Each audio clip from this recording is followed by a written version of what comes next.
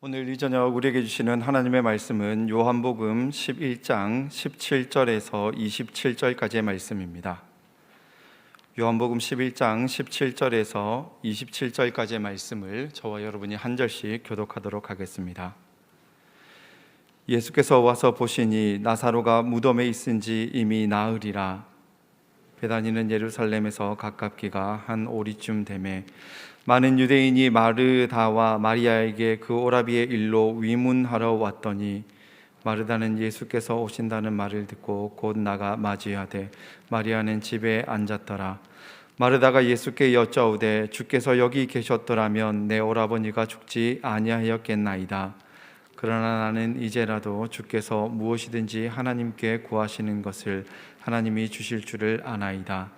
예수께서 이르시되 내 오라비가 다시 살아나리라. 마르다가 이르되 마지막 날 부활 때에는 다시 살아날 줄을 내가 아나이다.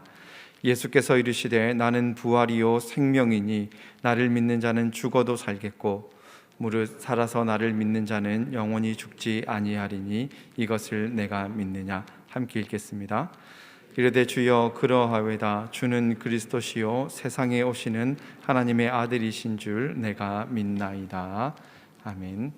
네, 우리 주변에 계신 분들하고 한번 인사하셨으면 좋겠습니다. 우리 함께 힘내십시다. 2008년 11월 하버드 신경외과 의사였던 이븐 알렉산더 박사는 원인을 알 수 없는 매우 드문 종류의 박테리아성 뇌막염에 걸려서 혼수 상태에 빠지게 됩니다. 인간의 사고와 감정을 통제하는 뇌 부위가 완전히 정지가 된 겁니다. 의사들은 치료를 중단하고 생물학적 사망 판단을 내리려고 했습니다. 그런데 놀라운 일이 일어났습니다. 7일째 되는 날 그는 눈을 떴고 다시 삶으로 돌아왔습니다. 그리고 그가 7일간 경험했던 죽음에 가까웠던 그 경험을 이야기했습니다. 내가 완전히 멈춰선 그 순간에 그는 임사 체험을 했다고 합니다. 뇌의 기능이 정지되어 있었지만 영은 의식은 살아 있었다라고 이렇게 이야기했습니다. 이런 상황에서만 임사 체험이라고 하는 것을 할 수 있다고 합니다. 그 시간 동안에 그는 천사도 만났고 또 천국에도 갔다 왔다라고 하는 그런 이야기를 간증으로 책을 써서 출판을 했습니다. 간혹 뉴스나 기사에서도 우리가 죽었다가 다시 살아났다라고 하는 그런 이야기를 들을 때가 있습니다. 냉동고에 들어가기 직전에 극적으로 깨어났다, 혹은 관 속에 있던 사람이 깨어났다라고 하는 이야기를 가끔 들을 때가 있습니다. 그런데 여러분, 아직까지 저는 무덤에 들어간 지 나흘 만에 누군가가 살아서 돌아왔다는 이야기는 들어보지 못했습니다. 우리 17절 말씀입니다. 예수께서 와서 보시니 나사로가 무덤에 있은지 이미 나흘이라 라고 말하고 있습니다. 여러분, 무덤에 있은지 이미 나흘이다 라고 하는 말은 무슨 뜻이겠습니까?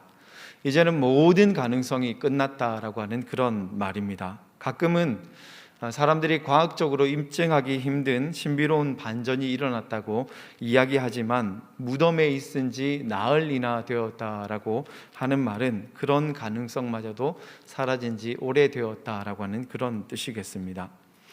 예수님이 너무 늦게 오셨습니다. 나사로의 누이 마르다와 마리아는 병든 오라비를 위해서 일찍 예수님께 사람을 보냈었습니다. 3절 말씀입니다. 이에 그 누이들이 예수께 사람을 보내어 이르되 주여 보시옵소서 사랑하는 자가 병들었나이다 하니, 지금 죽은 자들의 행렬을 뒤따르고 있는 그 오라비의 모습을 보면서 두 자매는 예수님께 급히 사람을 보냈습니다. 예수님께서 어서 오셔서 무엇이라도 해주시기를 요청했습니다. 그런데 어쩐 이유에선지 예수님은 그 소식을 듣고도 시간을 지체하십니다. 6절 말씀입니다. 나사로가 병들었다 함을 들으시고 그 계시던 곳에 이틀을 더 유하시고, 여러분, 나사로와 이 여동생들에게 있어서 이 이틀이라고 하는 시간은 너무 무거운 시간이었습니다. 이 이틀이라고 하는 시간은 아무 일도 일어나지 않는 그런 시간입니다. 우리가 하나님께 간절하게 기도를 드리고 긴급한 요청과 호소를 해도 무응답을 경험하는 그런 시간입니다. 내 기도가 거절당하고 하나님의 침묵만이 메아리치는 그런 시간입니다.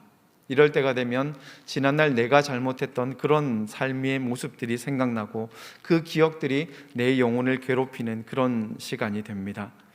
내 삶이 저항할 수 없는 운명에 그저 떠밀려가는 시간, 우리의 영혼이 암흑 속으로 빨려 들어가는 것처럼 느껴지는 그런 순간입니다. 온 세상이 고통과 슬픔을 방관하고 침묵하는 것 같은 그런 아찔한 경험이 우리 인생에도 있을 수 있습니다. 여러분, 엘리 위젤이라고 하는 유대인이 쓴 나이트라고 하는 책이 있습니다. 우리말로는 흑야, 살아남은 자의 기록이라고 하는 책이 있습니다.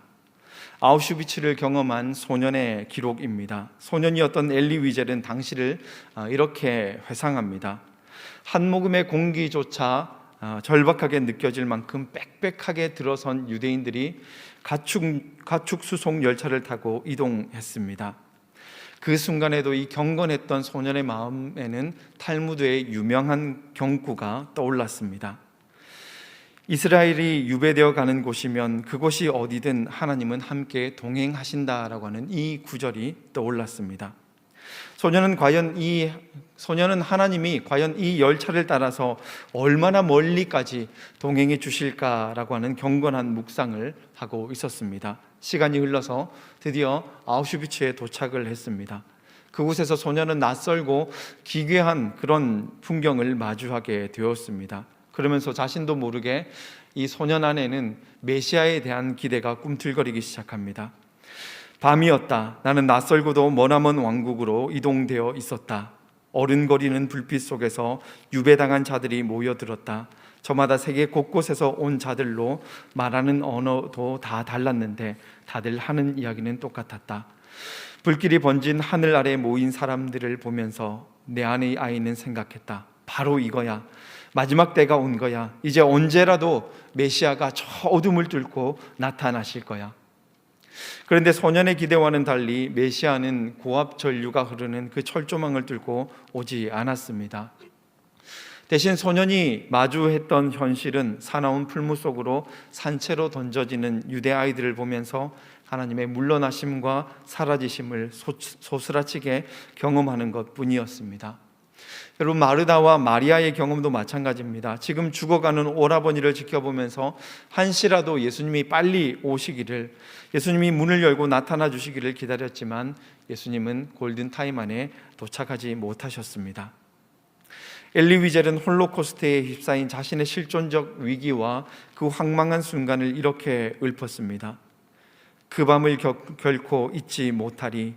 그 연기를 결코 잊지 못하리. 침묵에 잠긴 푸른 하늘 아래 그 몸뚱이가 연기로 화해 소용돌이치는 아이들의 그 자그마한 얼굴을 나 잊지 못하리. 내 신앙을 영원히 삼켜버린 그 불길을 결코 잊지 못하리. 나의 하나님과 내 영혼이 살해당하고 내 꿈을 죄로 만든 그 순간들을 결코 잊지 못하리. 결단코 잊지 못하리. 소년은 그날 밤 자신의 곁에서 말씀을 암송하고 있는 아버지의 모습을 보면서 생전 처음으로 하나님께 분노를 토해냈습니다.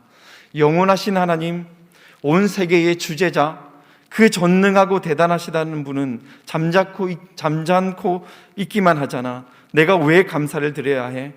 절규하듯 소리를 내질렀지만 메시아는 그날 밤에도 더 나아가서 600만 개의 인간 성전이 파괴되는 기간 내내 얼굴 한번 내비치지 않았습니다.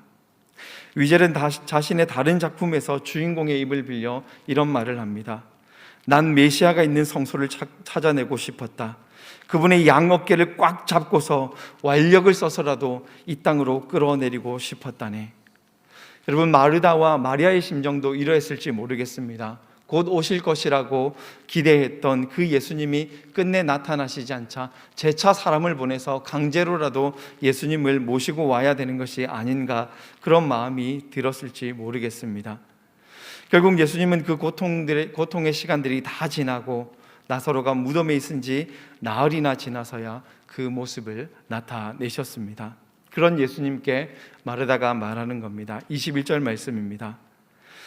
마르다가 예수께 여짜오되 주께서 여기 계셨더라면 내 오라버니가 죽지 아니하였겠나이다. 여러분, 조문객을 맞이하는 일반적인 상주의 표현이 아닙니다. 서운함과 원망이 섞인 표현입니다. 예수님이 일찍 오셨더라면 우리 오빠가의 죽음을 미연에 방지할 수 있었을 겁니다.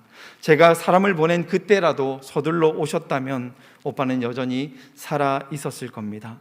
당신의 능력이 간절히 필요했던 그 순간 당신은 어디에서 무엇을 하고 계셨습니까? 이런 말이겠지요.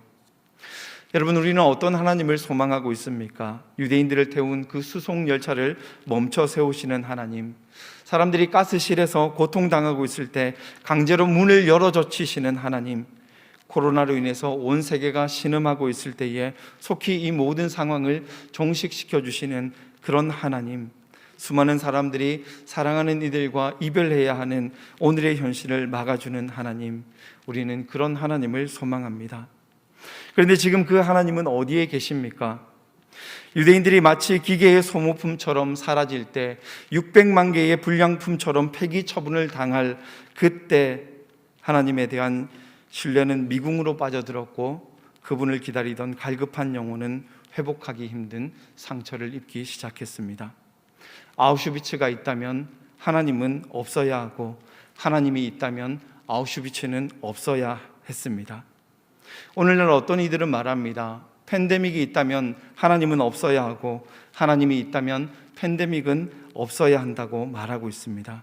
여러분, 아우슈비츠, 수많은 전쟁들, 팬데믹과 같은 이런 큰 사건들이 아니라고 할지라도 우리 인생에도 크고 작은 여러 가지 문제들, 우리가 평소에 고백해왔던, 우리가 믿고 신뢰해왔던 그 하나님의 전능하심과 우리 현실 사이에 너무 큰 괴리감을 경험할 때가 있습니다. 여러분, 때로는 이런 괴리감을 무신론이 비집고 들어옵니다. 이 시대의 지성인들 중에는 진지한 무신론자들이 있습니다. 그들은 이렇게 말합니다. 사람들은 세계의 현실과 동떨어진 너무나 지나치게 과장되고 부풀려진 신을 헛되이 신앙한다. 특별히 알베르트 까미와 같은 사람들은 우리가 분수에도 맞지 않는, 이치에도 어긋나는 과장되고 부풀려진 그런 신을 믿는다라고 말하고 있습니다. 까미는 이 세상의 부조리한 현실을 볼 때에 도무지 선하면서 동시에 전능한 신의 존재는 믿을 수가 없다라고 말하고 있습니다. 다만 우리의 현실과 분수에 맞는 그리스도를 그려보자면 아무런 환상도 갖지 않고 예언도 하지 않는 그런 그리스도, 그저 억울한 죽임을 당한 순교자 예수 정도라고 말을 합니다. 그러면서 이렇게 말합니다. 나는 이 세상에서 인간의 현실에 어울리지 않는 신을 기대하느니 차라리 이 땅에서 고난당하는 이들과 함께 고난당하고 그들과 연대하여 이 땅의 악과 고난에 저항하는 그 길을 선택하겠다라고 말하고 있습니다. 여러분, 인터넷에는 정말 아무런 생각과 없이 자신의 모든 감정들을 쏟아놓는 오물과 같은 말들을 배설하는 수준 이하의 무신론자들도 있지만 오랜 고민 끝에, 현실에 대한 깊은 성찰 끝에 무신론을 선택했던 진지한 무신론자들도 있습니다. 여러분, 우리는 어떻게 응답해야 할까요? 이런 통찰과 사고로 우리에게 도전해 오는 이 시대의 무신론자들을 향해서 우리는 뭐라고 응답해야 하겠습니까? 부조리가 숨막히게 드리운 현실에서 세상을 향해 어떤 답을 내놓을 수 있겠습니까? 아우슈비츠가 있다면 하나님은 없고 하나님이 있다면 아우슈비츠는 없다. 팬데믹이 있다면 하나님은 없고 하나님이 있다면 팬데믹은 없어야 한다라고는 이 시대에 우리는 이 현실과 하나님을 어떻게 화해시키고 조화를 이룰 것인지, 이것이 오늘날 우리에게 주어진 과제가 아닐까 싶습니다. 여러분, 우리가 신을 이해하는 고전적인 방식이 있습니다. 그 가운데 하나가 투사설이라고 하는 겁니다. 투사설이 뭐냐면 인간의 속성을 하나님께 투사해서 하나님의 성품이 어떠한지, 속성이 어떠한지를 알아보는 겁니다. 예를 들어서 인간의 긍정적인 면에 대해서는 그것을 하나님께 투사한 다음에 극대화시키면 하나님의 속성이 됩니다. 인간은 제한된 지혜와 지식을 가지고 있습니다. 이것을 하나님께 투사해서 극대화하면 하나님은 모든 것을 다 아시는 전지하신 하나님이 되는 겁니다. 마찬가지로 우리는 제한적인 힘과 능력을 가지고 있습니다. 이것을 하나님께 투사해서 극대화하면 하나님은 모든 것을 하실 수 있는 전능하신 하나님이 되는 겁니다. 반대로 인간이 가지고 있는 부정적인 면들도 있습니다. 이것은 어떻게 하냐면 하나님께 그대로 투사할 수가 없기 때문에 이것을 뒤집어서 하나님께 적용해 보는 겁니다. 우리는 연약하기 때문에 쉽게 변합니다. 반대로 우리 하나님은 우리와 달리 강하신 분이시기 때문에 흔들림이 없고 변함이 없는 하나님이 되는 겁니다. 인간은 거짓됩니다. 반대로 하나님은 신실하고 진실한 하나님이 되시는 겁니다. 이것이 바로 여러분 우리가 고전적으로 신을 이해하는 방식입니다. 그런데 여러분 이렇게 우리가 이해한 하나님은 성서의 하나님이 아니라 철학자들의 하나님에 가깝다고 할 수가 있습니다. 그래서 우리가 인간의 어떤 속성을 신에게 투사해서 만들어낸, 그려낸 그런 하나님에 대한 이해는 한계와 오류가 많을 수밖에 없는 겁니다. 우리가 하나님을 논리와 사변만으로 이해하려고 하면 모순에 빠지기가 쉽습니다. 만약 우리가 하나님의 전능하심을 모든 것을 하실 수 있는 능력이라고 정의한다면 역으로 이런 질문이 가능해집니다. 그렇다면 하나님은 악도 행하실 수 있는가? 만약에 하나님이 악을 행하실 수 있다라고 한다면 우리가 그 하나님을 하나님이라고 할 수 있는지, 혹은 하나님이 악을 행하실 수 없다라고 한다면 그 하나님을 전능하신 하나님이라고 하실 수 있는지, 이런 모순의 한계에 직면하게 되는 겁니다. 여러분 중요한 것은 철학자들이 말하는 그 하나님과 성서가 말하는 하나님은 다르다라고 하는 겁니다. 우리가 믿는 하나님은 전능하신 하나님이시기 때문에 무엇이든지 다 하실 수 있는 것이 아니라 때로는 하나님은 사랑 때문에, 사랑하시기 때문에 자신의 전능함마저도 포기하실 수 있는 하나님입니다. 예수님께서 십자가에 달리셨을 때에 사람들이 뭐라고 조롱했습니까? 내가 만약 하나님의 아들이라면 지금 당장 십자가에서 내려와서 네가 하나님의 아들임을 증명해 보라고 이야기했습니다. 그때 예수님은 어떻게 하셨습니까? 당연히 그 일을 하실 수 있고 우리 하나님도 예수님이 십자가에 못 박히지 않도록 아무런 상처와 해를 입지 않도록 막아주실 수 있었지만 하나님은 사랑 때문에 우리를 구원하시기 위해서 그 전능하심을 내려놓으셨던 하나님이십니다. 여러분 철학자들이 말하는 하나님은 눈앞에 어떤 장면을 보고도 흔들리지 않는 냉철하고 무감각한 신이지만 성경이 말하는 하나님은 백성들의 부르짖음에 귀 기울이시고 그들의 고통에 참여하시고 그들의 아픔을 보며 함께 눈물 흘리시는 격정의 하나님이십니다. 철학자들이 말하는 정의의 여신의 모습이 있습니다. 한 손에는 저울을 들고 있고 한 손에는 검을 들고 있습니다. 그리고 결정적으로 두 눈을 안대로 가리고 있습니다. 이게 무엇을 의미하겠습니까? 지금 내 앞에 누가 있다라고 할지라도 그 대상이 누구이든지 바라보지 않고 흔들리지 않고 오로지 공의로운 재판을 하겠다, 공의로운 심판을 하겠다라고 하는 그런 의미입니다. 그런데 여러분 우리 예수님은 어떤 분이셨습니까?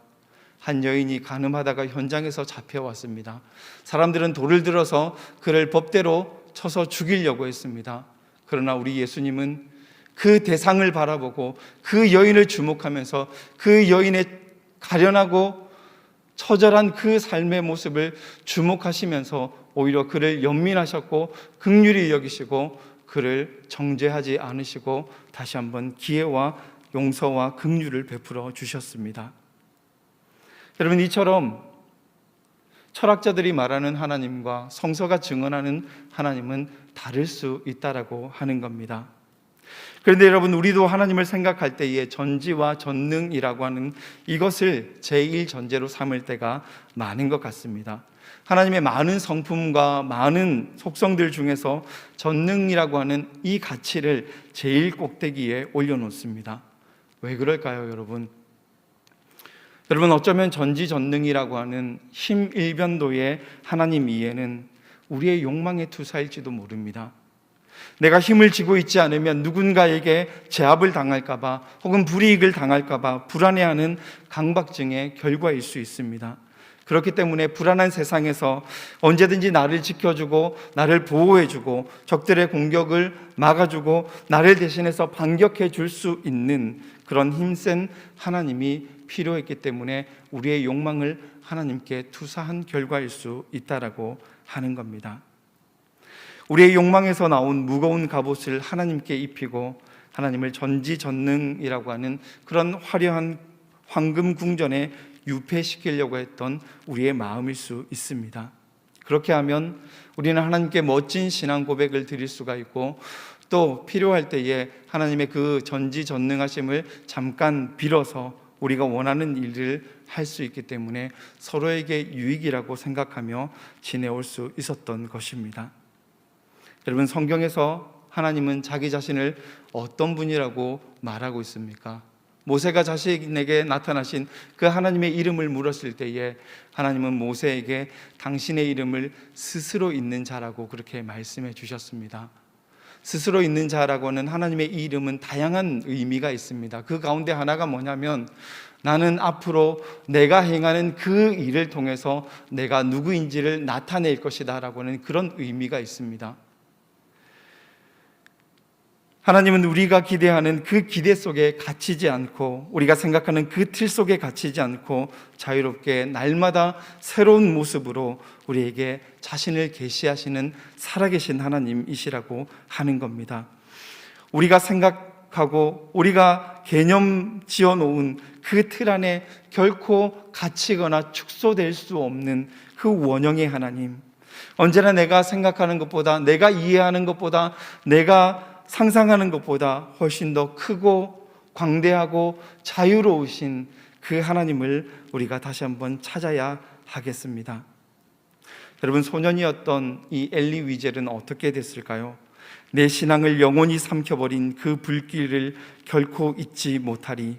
나의 하나님과 내 영혼이 살해당하고 내 꿈을 죄로 만든 그 순간들을 결코 잊지 못하리. 이런 고백을 했던 그 소년은 어떻게 됐을까요?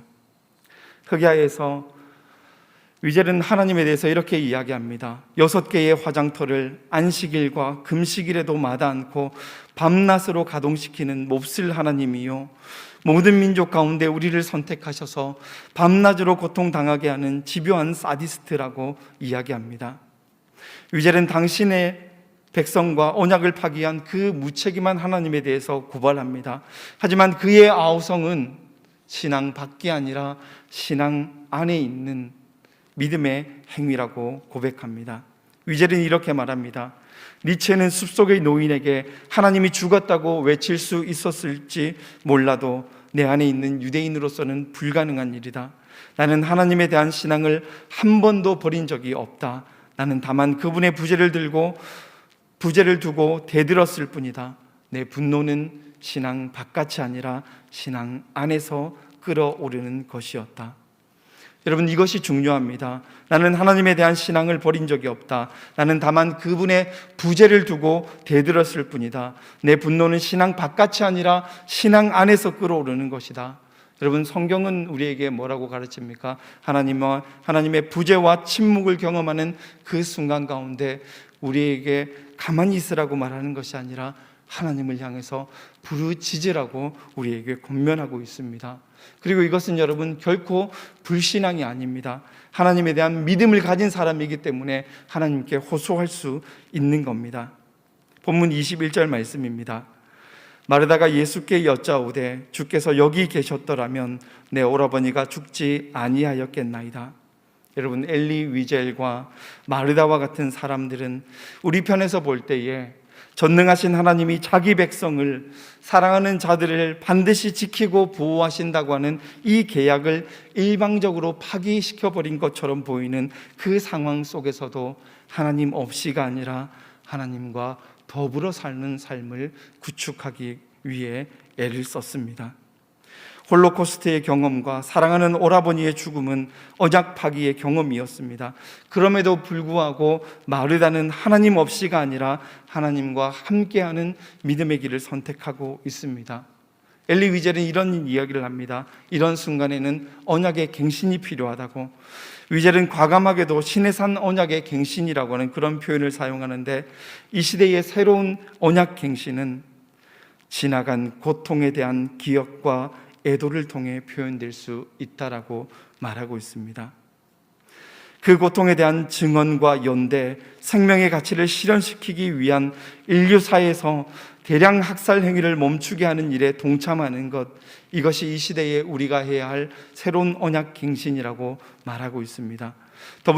덧붙여서 새로운 계약에서 중요한 것은 하나님 나라와 구원이라고 하는 이 우주적 드라마에서 우리 한 사람 한 사람이 주역과 주체자로 참여하는 것이라고 말하고 있습니다. 바로 여기서부터 하나님을 믿는 모든 사람이 작은 메시아다라고 하는 사상이 나옵니다. 우리말로 하자면 모든 그리스도인이 곧 작은 예수라고 하는 사상이라고 할 수가 있겠습니다. 여러분, 우리 예수님처럼 우리 모두가 하나님의 고난받는 종의 삶을 살아내는 것입니다. 우리가 고난당하는 이웃을 돌보는 선한 행위 속에서 다른 사람을 위해 고통을 참으면서, 그리고 하나님의 형상으로 창조된 모든 사람들이 억울한 고통과 고난당하는 것을 막음으로써 우리 삶의 의미를 찾아낼 수 있다라고 하는 겁니다. 여러분, 그런 점에서 우리는 하나님의 전능하심을 다시 정의할 필요가 있습니다. 우리는 그동안 하나님의 전지전능을 황금 궁전 안에 가둬놓고 있었습니다. 하나님의 전능은, 하나님은 무엇이든지 하실 수 있다, 이런 의미를 넘어서는 것입니다. 요한복음 10장 35절에서 예수님은 이런 말씀을 하셨습니다. 성경은 패하지 못하나니 하나님의 말씀을 받은 사람들을 신이라 하셨거든. 여러분, 하나님의 말씀을 받은 사람을 엘로힘, 신이라고 말씀하셨습니다. 하나님의 말씀을 받은 사람은 하나님의 대리자라고 하는 그런 뜻이 되는 겁니다. 하나님께서 우리에게 말씀을 주셔서 그분의 일을 대신 감당하게 하시는 겁니다. 이 말은 하나님께서 그 일들을 혼자서 처리하실 만한 능력이 안 되기 때문에, 우리 하나님이 힘이 부족하기 때문에 우리에게 그 일을 부탁하시는 것이 아니라, 전능하신 그 하나님의 전능하심을 당신의 교회와 자녀들에게 나눠주셔서 우리로 하여금 하나님의 일을 대신 감당하게 하시는 그 사명자로 우리를 초청하고 계시다라고 하는 뜻입니다. 우리가 작은 메시아, 작은 예수가 되어서 하나님의 일을 감당하면 그곳에 하나님의 능력과 영광이 나타날 수 있다라고 하는 뜻입니다. 여러분, 코로나 시대에 세상과 사람들은 교회를 향해 도전합니다. 너희가 그렇게 모여서 예배하고 기도하는데 왜 코로나는 사라지지 않느냐? 너희가 믿는 그 하나님이 정말 전능하신 하나님이라면 왜 팬데믹이 종식되지 않느냐? 너희가 너무 과장되고 허구적인 신화를 쫓는다라고 우리에게 조롱하고 있습니다. 여러분, 우리가 한편으로는 우리의 현실에 대해서 너무 무감각해져 있는 것도 사실인 것 같습니다. 우리가 사는 세상을 한번 보십시오. 오늘 기준으로 해서 코로나 확진자가 1억 800만 명을 넘었습니다. 사망자가 240만 명에 이르르고 있습니다. 미국만 하더라도 사망자 수가 이미 한국 전쟁에 참전했다 사망한 전사자 수의 7배를 넘어서고 있습니다. 여러분, 이것이 이 땅의 현실입니다.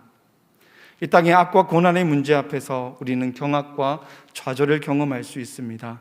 하나님의 전능하심과 그분의 언약에 대한 의심과 불신이 생겨날 수 있습니다. 그러나 여러분, 우리는 그 어떠한 상황 가운데서도 하나님 없이는 불가능합니다. 하나님과 함께 해야 합니다. 믿음 안에서 하나님께 항변해야 됩니다. 그리고 새로운 언약 갱신을 도모해야 되겠습니다. 이 땅에 고통과 희생당하는 자들과 연대하고 그들의 아픔을 증언하고 생명을 살리는 일에 헌신해야 하겠습니다. 생명을 파괴하는 모든 행위를 멈추기 위한 일에 우리가 동참해야 하겠습니다. 우리가 정말 하나님의 말씀을 받고 그 말씀을 가지고 있다라고 한다면 우리가 하나님의 신적인 돌봄과 사랑을 실천할 수 있어야 하겠습니다. 여러분, 유대인들은 그 깊고 어두운 밤을 통과하면서 이것을 깨달았습니다. 우리 역시 이 땅의 악과 고난의 현장에서 고통당하는 이들을 위로하고 이 땅에 고통받는 이들이 없도록, 더 이상 하나님의 형상으로 창조된 사람들이 파괴되어 가는 그런 일이 없도록 우리 삶의 의미를 찾아 나서야 하겠습니다. 여러분, 이것이 바로 부활신앙입니다. 예수님께서 나는 부활이요 생명이라고 하신 말씀은 부활 그리고 생명이라고 하는 말씀이 아니라 부활하게 하는 생명이라고 하는 의미입니다. 우리가 부활신앙을 믿는다고 하는 것은 이 땅에 꺼져가는 생명들을 다시 살려내기 위한 그 일을 위해 우리가 부르심을 받았다라고 하는 뜻이 되겠습니다. 여러분, 이번 주 수요일 재해 수요일로부터 시작해서 사순절이 시작됩니다. 우리는 지금 인류 역사상 한 번도 경험해 보지 못한 길고 깊은 밤을 통과하고 있습니다. 여러분, 이 밤이 속히 물러가고 동이 터오길 기대하는 것은 이 시대를 살아가는 모든 이들의 간절한 소망일 겁니다. 그러나 여러분, 우리에게는 한 가지 소망이 더 있습니다. 우리는 그 동이 터오기까지 생명을 지키는 파수꾼으로 부르심을 받았음을 기억하십시오. 지금 내가 주어진 그 자리에서 하나님의 일을 나도 감당하는 것, 이것이 바로 살아있는 신앙, 또한 살리는 신앙인 줄로 믿습니다. 우리 모두가 그 길을 걸어갈 수 있기를 간절히 소망해 봅니다. 함께 기도하시겠습니다.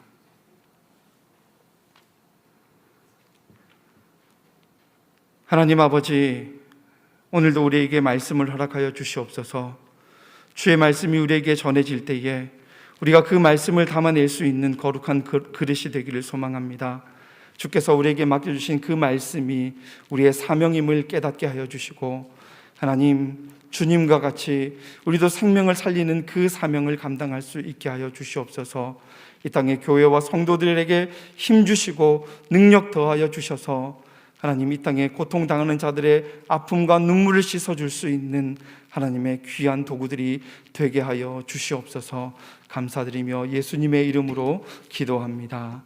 아멘.